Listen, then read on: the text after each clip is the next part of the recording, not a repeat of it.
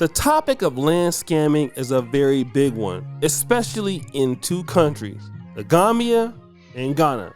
Ghana has the heavyweight crown of African Americans in the diaspora relocating to Africa. That means if you've never lived in Africa before or your family isn't going to Africa, what you're most likely to do is to relocate in Ghana over the other countries. And so far, so good. But wait right there. Stop the show. There has been some problems with the land scamming. In this clip here from this young lady in the Gambia, Renee Marcus, explains it all.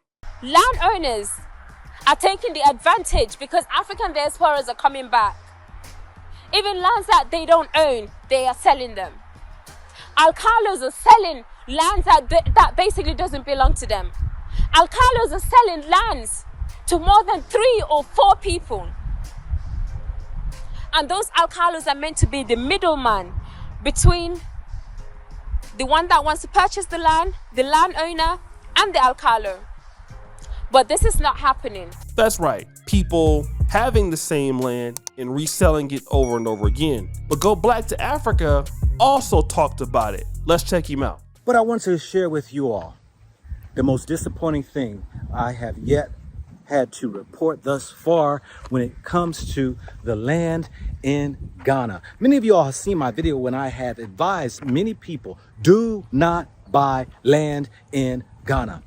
Many people take this as a stab towards Ghana or the Ghanaians, when I've said before that if you mess around with land in Ghana, you just might get scammed. I've reported that ASEBU, a place that was signed, sealed, and delivered, approved even by the president, is under attack and in courts over family disputes, where many African Americans and those in the diaspora from the UK and other places have built their property, and it's up in question. Now, a solution to this was supposed to be the ASEBU Project. And from what I'm hearing about the project, it's mixed views. There was some level of down payment, and that project pretty much gave a portion of land and plots to the diaspora as long as they paid some title fees and clearance fees. Of course, from what I've read, it caused some friction between the people that live there who could not get the land. So I really don't know how it's working out. I've heard mixed bags on both, and some people say that everything is going great, and then some people say things are not. It just depends on who you talk to. But I want to get to this brother that I've come across. His name is Dr. Mulana, and he has a YouTube page called Ministry of the Future. He's an elder that has been living in Ghana for a long time and been doing some work there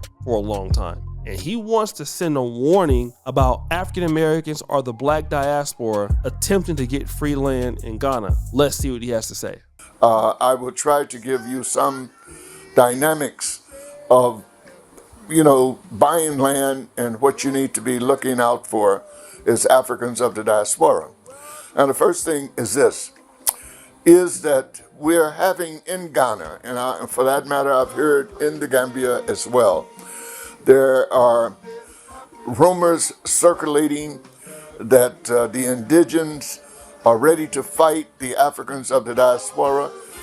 In some instances, it's said particularly African Americans, that the indigents are ready to fight them because African Americans or Africans in general are taking their land. Now, what Africans of the diaspora do not understand, and I'm speaking for someone who's been on this continent for a long period of time, believe me, and I know what I'm talking about is a fact, and you can take it to the bank. When you are coming to Africa to buy land, or if you are coming as a part of a collective group where, say for an example, the chieftaincy or paramount chief has made a pledge to give Africans land free. Well, let me tell you, my brothers and sisters, there is no land free in Ghana. Right. He says there's no such thing as free land in Ghana. Usually it has some levels of fees with it, there's some level of other taxes with it, but there is no level of free land. He also talks about in the video that if you're gonna get land from Ghana, then you need to have two bodies that are present working on the land. That means a land from the ancestral land, like a chief, and somebody from the diaspora to make things a smoother process. Let's listen. Chieftaincies say that they are giving Africans of the diaspora land. There's nothing wrong with that. If the land is to be given out, you have to pay goodwill money. It's good. But before you jump on that gift, there should be a council of elders established. And hear me closely on this. There should be a council of elders on the indigenous side as well as the diaspora.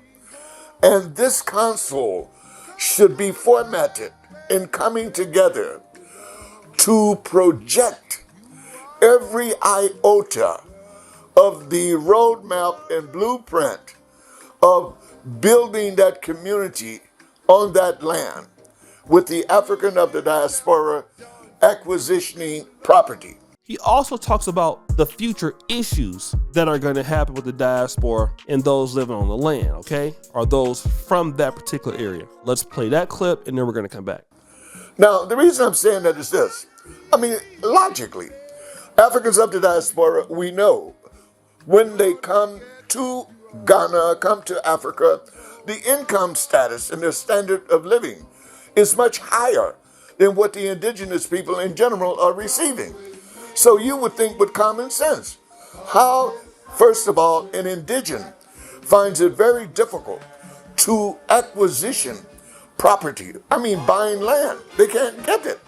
Many don't have the resources to go and buy it. So can you just imagine that you have a chief in the area where you're living and is going to give thousands of acres of land to the Africans of the diaspora, which by all means would be considered by immigration to be foreign nationals until they become nationalized or official resident. But can you imagine the effect that would have on the indigene who's living around or on that land? They cannot even afford to buy a plot of land, and they are naturalized, Ghanaians or Gambians.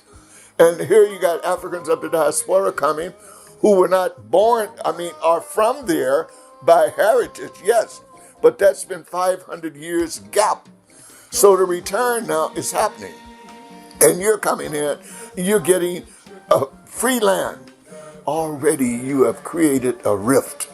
By the indigenous people would never accept that. What does he say? He's saying, listen, you're coming from the diaspora with more purchasing power, living a higher quality of life. Even if the land is free, you can afford to pay the taxes or whatever it is. They're taking this land from the people from that region. And again, I had a very controversial comment a few months ago when I said, hey, listen, if the chiefs feel like the people who live there are not doing nothing with the land, then I can see them giving that land to somebody that can develop it. So I believe like 5,000 acres were taken away from those people and then redistributed to the diaspora. Now, it doesn't matter if they can't do anything with the land.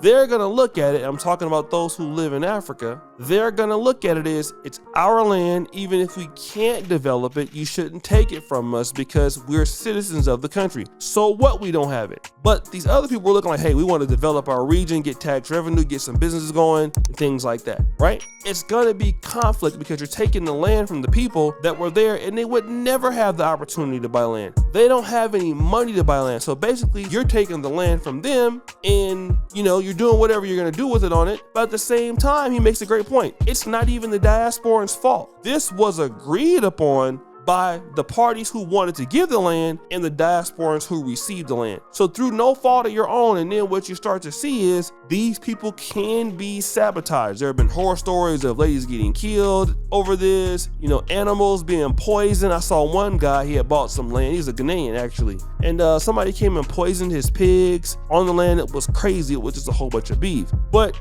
he talks about this next part that's going to be really good and it's shocking. One of the things in being in Africa for a long period of time, you realize that Africans of the diaspora, if you come here and you're opening up a project, the first thing, not only should you register to make sure that you are legal and pay the authorities for whatever services that are rendered to you, the land or whatever, but you must empower the indigenous community around you so that community will protect you. And that community, if it feels that it is benefiting from your project that you have there, it will protect you from anyone coming to demolish your area. And if they do not protect you, it means there must be a gap between you and the indigenous community. So my message to you is support the community around you so it can defend you from these unscrupulous minds and some criminals trying to come after you. And it must take into consideration that the indigenous community that has a very low economic base and standard of living, that those who are coming in that have a better standard of living must let some of those resources be channeled off to the most unfortunate ones who need help. So there must be a working plan worked out that can be a projection to say over 10 years, 20 years, that by the number of Africans of the diaspora that are coming in, this council that I'm speaking about, the diaspora on one side, the indigenous traditional rulers council on the other side, they both are operating as parity to oversee that land. They can project 10 years, 20 years down the road. This is where we're going to be from where we are right now. And it would be a win-win situation for both parties, for the Africans of the diaspora or Africans in the indigenous population as well. Because if you do not do that, and what is happening right now, and this is why I'm coming in, if you do not do that and work it out in such an amicable solution for both parties, there's going to be an undercurrent, a very nasty undercurrent by the indigenous population that feel that they have been hijacked, to feel that they have had no justice on their land, and they will do everything that they can to make it miserable for the African of the diaspora who has purchased the property. And the African of the diaspora would be totally innocent to a degree or ignorant of the fact of the cultural dynamics that are involved in the acquisition of that land. He says, listen, if you are going to be in Ghana, you need to make sure that some of the proceeds go back into helping develop people of the ancestral origin of that land. All right? I heard a story about this guy. He was from South Africa. He came to Uganda and he wanted to do something like, I think like grow cows or whatever. And he wanted to run the squatters off the land. They were trying to tell the guy he should hire those squatters. He's like, no, I can't hire squatters. Squatters are lazy. So anyways, he ran the people off the land. So those people came back and they poisoned his animals and they end up stealing things because out of animosity. What Dr. Milana is saying is that, hey, listen, you need to be mindful of what you're doing. You need to make sure that you take care of these people because, hey, these are the people that can help protect you. And if they like you, they'll protect you. There is some truth to that, a lot of truth to it. Cause hey, I got Kanganda and I'm still here. So, Jonita them ain't beat me up yet. But who knows what's gonna happen in the future. But yes, if people feel like they're benefiting from you being there and you're treating them nice, they will protect you. But also, like I said, it's a very tough situation for the diaspora to be in. You're getting this land in which others think that it's free. People want their own land as a resource and then you've gotten it. Yeah, it's a very touchy situation. So guys, what do you think? It's your boy, Shadu Jackson, back at it again. Another episode here of Fair Use. I'm out.